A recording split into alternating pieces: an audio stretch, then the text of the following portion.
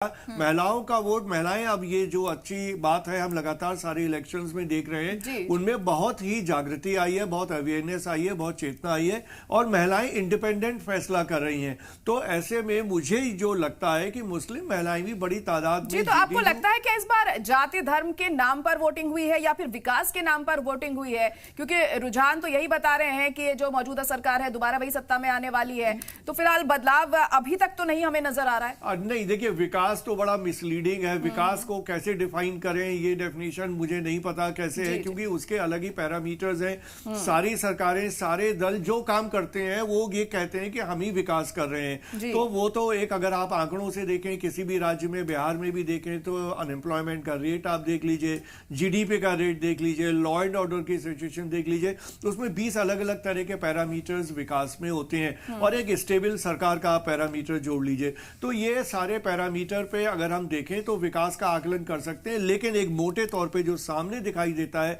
जब हम बिहार की बात करते हैं, बिहार के लोग बिहार से ज्यादा बाकी राज्यों में रहते हैं, चाहे वो पढ़ाई के लिए आए। ये क्या डेमोक्रेसी